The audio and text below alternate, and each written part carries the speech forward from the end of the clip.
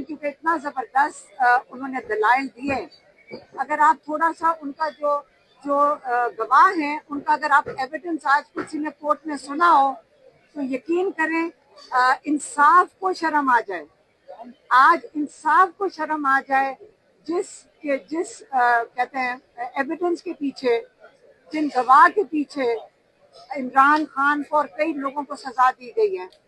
उसमें एक पुलिस वाला कहता है कि मैं ज़मान पाक में खुफिया तरीके से अंदर घुस गया और मैंने सुना इमरान खान को 5 मई को, और मैंने सुना इमरान खान को सबको हिदायत करते हुए कि इंतशार करना, जलाओ घराव करना। और एक गवाह ने कहा कि मैं 7 तारीख को एक रोज रेस्टोरेंट है चक्री इंटरचेंज पे, जहाँ पे इमरान खान एक जबरदस्त पूरी पार्टी की मीटिंग कर रहे थे चक्री में मीटिंग कर रहे थे, जहाँ पे जूम कॉल पे भी लोग थे।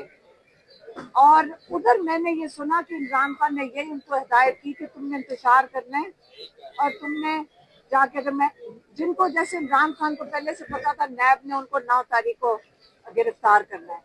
अब आप ये बताएं कि पहले इन 2 गवाह से पूछें जिनके पास 5 और 7 तारीख को, ये 2 पुलिस वालों को, इनके पास ये एविडेंस था कि वो जिना हाउस जो कोर कमांडर का घर है जलाने जा रहे हैं। पहले तो आप इनको पकड़े, क्या पता जिना हाउस इनके अगर मुताबिक चला जाए तो जिना हाउस बच सकता था अगर ये दोनों 5 और 7 तारीख को अपना फौरन जाके अपने सरकार को बता देते। अव्वल तो इन दोनों जगह की फुटेज में इनकी शक्लें भी नहीं है, वो किसी ने मांगा भी नहीं है एविडेंस अभी तक, वो ट्रायल कोर्ट में भी नहीं मांगा। एक दूसरा, जब इमरान खान को गिरफ्तार किया वो नैब ने गिरफ्तार किया था रेंजर्स को लाके, ठीक है। अब इमरान खान हर एक और 21 जो है जो 9 मई की केसेस में उसमें इमरान खान को बेल हो चुकी है, 8 रह गए या आखिरी 8 रह गए हैं।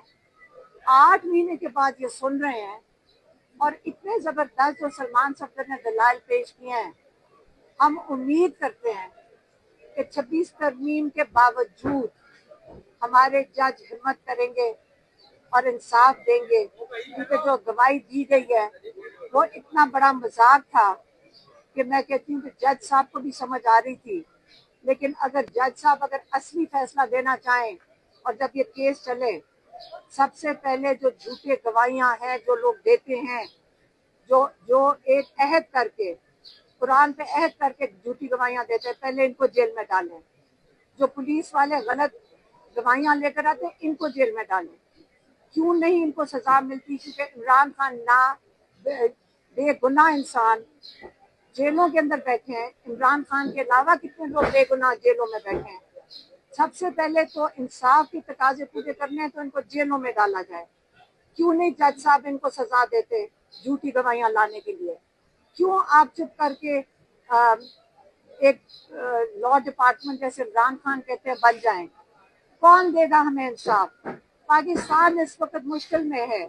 आप ये भूल जाएं कि पाकिस्तान के बॉर्डर के ऊपर जंगें आ चुकी हैं, ईरान में जंग हो रही है, वहां पे इतने गंभीर हालात हैं। अगर आप इस वक्त पाकिस्तान को इंसाफ नहीं पाकिस्तान में मिलेगा तो आगे चल के कैसे हम निपटेंगे अपने बॉर्डर के ऊपर जो मुश्किल हालात आने वाले हैं? ये मुश्किल हालात में इमरान खान का बाहर होना पाकिस्तानियों की डिमांड है। हमें इमरान खान बाहर चाहिए, हमें अगले जो वक्त आ रहे हैं उसके लिए इमरान खान बाहर चाहिए। और हम इंशाल्लाह जजेस को भी कहते हैं, सबको कहते हैं, पाकिस्तानियों को, देखें इस वक्त ये सारा कुछ, ये जो कहते हैं ना चोरों को ऊपर बैठा दो, जो ऊपर सबसे बड़े चोर बैठा दो, और जो बेगुनाह लोग हैं और जो इंसाफ के लिए खड़े हैं उनको आप जेलों में डाल दो। कब तक हम ये बर्दाश्त करेंगे? तब तक आप और हम दोनों मिलकर ये बर्दाश्त करेंगे। लेकिन अब वक्त नहीं है ये। हम आपसे, जजेस से भी अपील करते हैं, हम आपके साथ खड़े।